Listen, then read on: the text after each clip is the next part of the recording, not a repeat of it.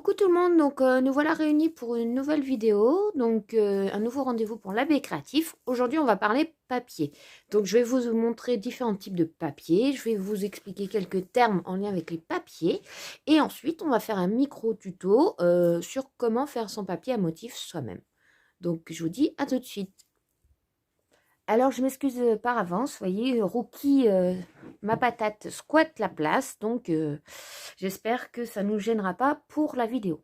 Alors, le premier type de papier, le premier mot que je voulais vous expliquer, c'est le cardstock. Donc, qu'est-ce que c'est le cardstock? C'est tout simplement, alors, c'est du papier uni, donc ça peut être blanc, ça peut être là blanc cassé comme celui-là, donc c'est le papier très vanille de chez Stampin' Up, ou ça peut être de couleur. Mais cardstock, en général, c'est du papier cartonné. C'est ce qui va vous permettre de faire la base de vos créations, que ce soit boîte, carte, album, etc. Chez Stampin' Up, on est sur du grammage de 200 grammes. Vous avez différents grammages. Voilà, donc le grammage, c'est l'épaisseur de votre papier. Donc ça, c'est ce qui vous sert de base. Ensuite, vous avez ce qu'on appelle les papiers donc métallisés. Il en existe de différentes couleurs. Donc, vous voyez, c'est un papier miroir, donc métallisé au papier miroir. Celui-ci, il est dans les tons roses. Ça, c'est un papier que j'avais acheté dans un ancien catalogue. Vous en avez de toutes les couleurs. Bleu, or, argent, cuivre, voilà. Ensuite, on a le fameux papier. Ah, Rocky, le papier fenêtre. Donc, c'est du papier transparent. Donc, ce papier-là, ça sert souvent pour différentes techniques. Par exemple, dans la carte magique. Donc, n'hésitez pas. Hier, j'ai posté une petite vidéo short avec une carte magique. Donc, vous voyez, ça, par exemple, ça a été fait avec le papier fenêtre. Ça peut servir pour les cartes théâtre. Enfin, voilà, pour plutôt des techniques. Ça peut servir pour faire une technique avec l'encre à alcool, le vernis. Enfin, voilà. C'est plus pour, on va dire, des techniques. Ensuite, Rookie. Excusez-moi. Vous avez le papier acétate, donc qui est souvent à motif. Alors pareil, celui-ci a été acheté dans le catalogue printemps de début d'année, il me semble, ou de l'année dernière, je ne sais plus. Donc vous voyez, celui-là, il est aux couleurs violettes, donc horizon de bruyère. Donc c'est un papier un peu épais, qui est à mi-chemin entre le transparent et le coloré. Ensuite, vous aviez le papier qu'on dit pailleté. Donc celui-ci, c'est la collection des Incolor. Je vous l'ai déjà montré dans plusieurs créations. Donc, on va prendre une feuille. Donc ici, là, c'est en sorbet sucré. Et donc, vous voyez bien les paillettes. Hein. Donc celui-là, il est en format 15-15. Mais, donc vous avez un format aussi 30-30. Donc vous savez qu'en scrap, il y a le format donc 15 par 15 cm. Donc c'est en anglais, c'est 6 pouces ou 6 inches par 6 inches. Le format comme ceci, donc 30 par 30 ou 12 pouces par 12 pouces. Mais en réalité, souvent les feuilles font 30. Pardon, 30,5 par 30,5. Donc ici, c'est ce qu'on appelle le papier design ou papier à motif.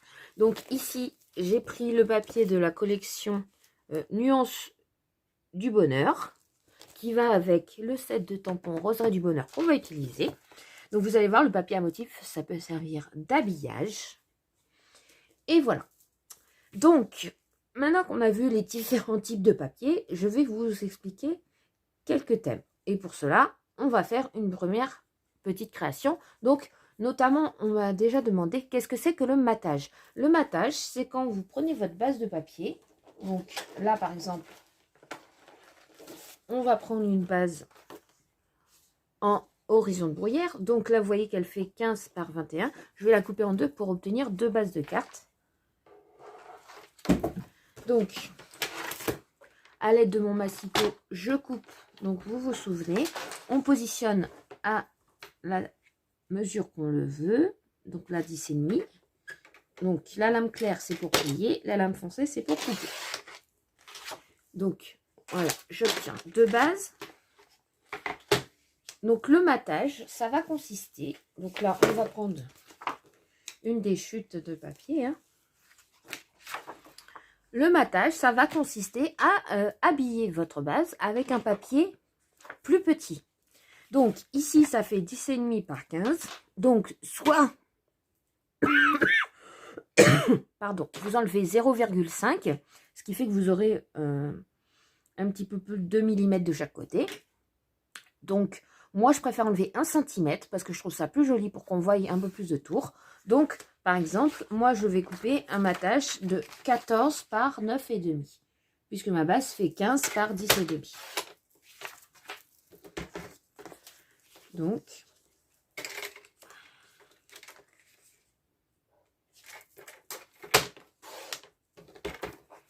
et donc, voilà. Le matage, ça consiste à, donc comme je vous disais, coller un papier plus petit par-dessus l'autre. Donc, vous voyez, on obtient un résultat comme ceci. Donc, on va aller faire une petite étiquette pour appuyer quand même cette jolie carte. On va aller faire un tampon, donc je te souhaite tout le bonheur du monde. Voilà. Donc,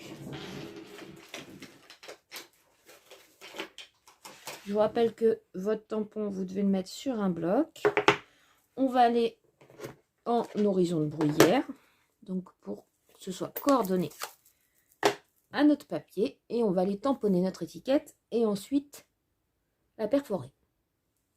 Donc voilà le résultat qu'on obtient. Vous voyez, j'ai perforé et j'ai décalé en fait mes deux étiquettes pour que ce soit plus joli. On va aller rajouter une petite fleur. Donc ça, c'est la perforatrice charme intemporel.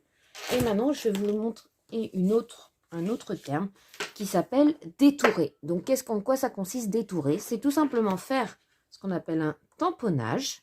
Donc tamponner l'encre sur le papier et ensuite découper ce qu'on a tamponné. Aussi, autre terme que vous pouvez souvent entendre, c'est ce qu'on appelle un sentiment. Alors, un sentiment, c'est tout simplement quand c'est un tampon qui est composé d'écriture et pas un dessin. Voilà. Donc, on va aller tamponner une belle fleur. Allez, on va aller tamponner la petite rose qui est ici.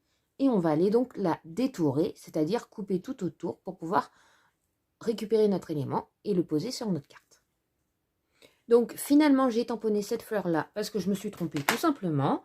Et donc, je l'ai tamponné en melon mambo, donc qui est un joli rose assez soutenu.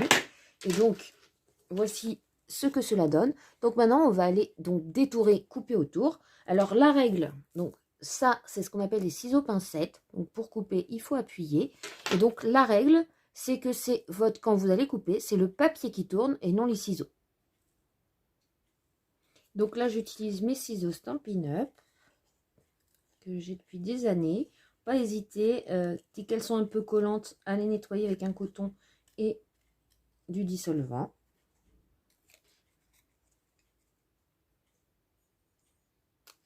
Et voilà. Donc voilà, on a détouré notre fleur. Maintenant, on va aller la coller donc avec de la mousse 3D. Et c'est parti. Donc voici à quoi ça ressemble. Ce sont les Stampin' dimensionnels. Donc vous avez deux types, les grands et les mini. Donc comme vous le voyez, c'est un peu épais. Donc on va aller tout simplement, donc là on va leur mettre le coller au dos de notre forme. Et vous avez ensuite un petit papier à décoller avant de pouvoir la coller. Et voilà, j'ai agrémenté ma carte avec un joli nœud. Donc j'ai utilisé le ruban Pierre Rose Poli qui était dans les tons roses parce que je n'avais pas le ruban Melon Mambo. Et donc pensez bien à le coller avec un point de colle. Et moi ce que j'ai fait, n'oubliez pas de brûler les bouts pour éviter que ça s'effiloche. Et j'ai collé mes deux bouts avec les points de colle. Voilà, et maintenant la dernière partie de notre vidéo, on va voir comment faire un notre papier design. Donc voilà, j'ai ouvert toutes mes encres. Donc le principe, vous allez prendre, j'ai pris différents tampons.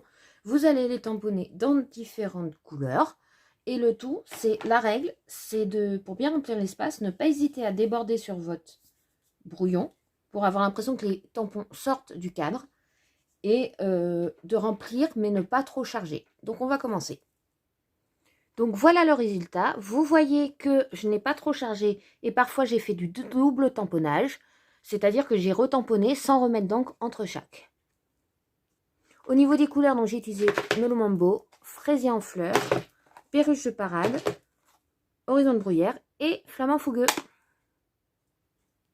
Il ne nous reste plus qu'à finir notre carte. Donc, vous voyez, j'ai fait ce qu'on appelle le matage. Je finis la carte et je vous montre le résultat. Et voilà, notre carte est terminée. Donc, vous voyez que j'ai fait un matage pour l'étiquette. Donc, voici notre carte terminée en toute simplicité. Donc, je vous remonte les deux cartes. Et voilà.